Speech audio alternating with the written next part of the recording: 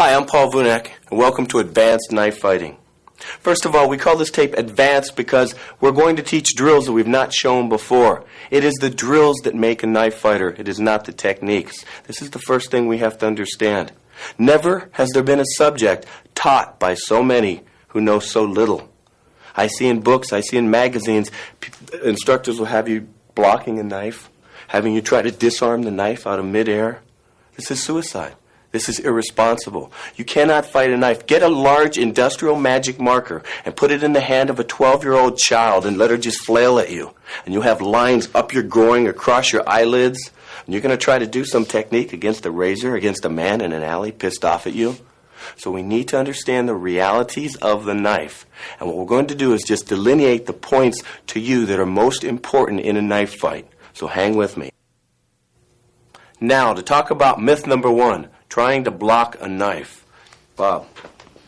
Any block that Bob does, if he successfully makes the block, if I just pull away, he's cut anywhere I'm at. If I come in here, boom, boom, that's it. If I'm just looking this way and I turn around, what'd you say? The guy's cut. You can't give the limb and try to block. This was taught many, many years ago against people trying to take a knife and stick it through armor. So at that point, the thrusting of the knife, it was locked out and it was thrusted the same way they were punching in those days. People nowadays do not thrust a knife. Every technique I've ever seen in any book, any magazine, or any video has been predicated on the fact that the knife is thrusting at you and it is locked out. When you're in a knife fight, boom, a kid's just going to take a knife and flail it. It's going to retract quick like a fast jab. So you need the attributes to deal with that. You need the footwork, you need the line familiarization, you need the timing. And these things aren't just going to come, they need to come through the proper drills. So this is why we call this tape Advanced Knife Fighting, because we're going to delineate each one of these drills for you. So before we do this, I want to talk about range. Okay, Bob, grab a knife. First thing we do is we discuss the 3 different ranges of knife fighting. Bob, you lock your knife out.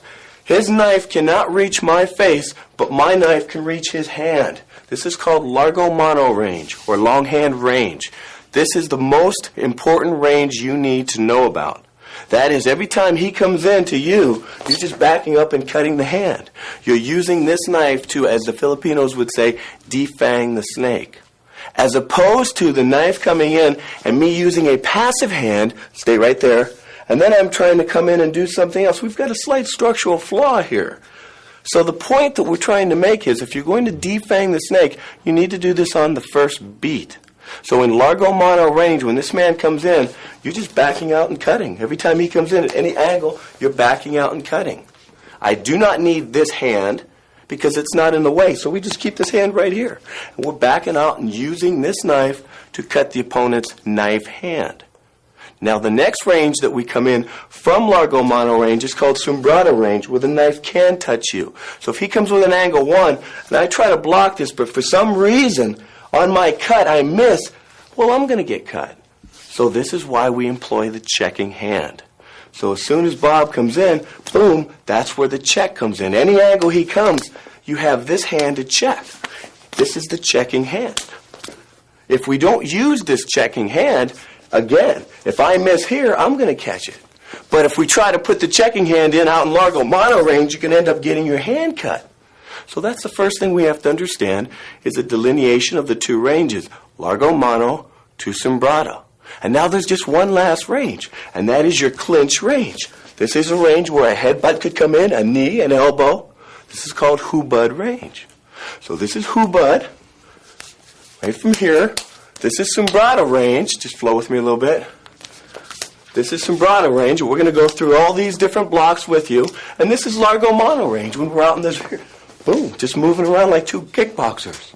So this is the point. We need to know all 3 ranges. So hang in with me and take some notes on this. Before we get into the meat of this tape, I want to cover myth number 2, and that is how do you hold a knife. I've seen entire books on how to hold a knife.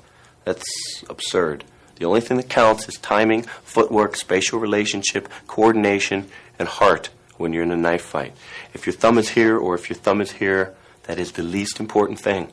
If it's a 4-inch knife or a 6-inch knife or an 8-inch knife, This is not important. We're focusing on the wrong things. You'll hear people say, well, you really know if a guy knows how to fight with a knife because he'll carry it like this. That's absurd. Carrying a knife like this, the only possible advantage it has is you're hiding the knife. You're concealing it. That's it. Other than that, when you're out moving around with a man, those attributes are still in play. That's like saying you really know if a guy knows how to shoot a gun because he'll have it hid in his shirt. Makes the same amount of sense. If you drop your knife and you look in this direction and you happen to pick it up and you have it in a false grip, well then use it in this grip. Otherwise, just grab the knife in the most natural way you can and move around. And remember the principles. And the most important principle is that we defang the snake on the first beat. We use our knife to cut our opponent's hand. So this is going to be the very first technique I'm going to show you. We're going to use the terminology block, although it's not a block. It's a cut. And the first block we're going to use is called a roof block. Okay, Joe, let me borrow you. There are 5 angles of attack. This is a 1, this is a 2, this is a 3, this is a 4, and this is a 5. So these are going to be the angles I'm going to be referring to. You can break it down into 12 or 20. For right now, 5 is just fine. Joe comes at me with an angle 1. I'm going to use my knife to touch his hand first. That's the point. That's the most important point. As this comes in, this hand's going to check. So this motion is called a roof block. I'm zoning out on a 45, and I'm cutting his hand on the first beat. Not to be misconstrued with this, which is doing nothing. But when I use the knife, boom. Now, why am I using my left hand? Because it is the checking hand, because we're in sombrado range. Joe was coming in deep enough in which I needed my left hand. Had I have not used it, the knife could have thrust it to my neck. So the first move I want you to practice at home is you take your angle 1, feed it, and your partner just step out on a 45, raise your knife, and kind of stretch. And we call this a roof block. Okay? Let's play with that.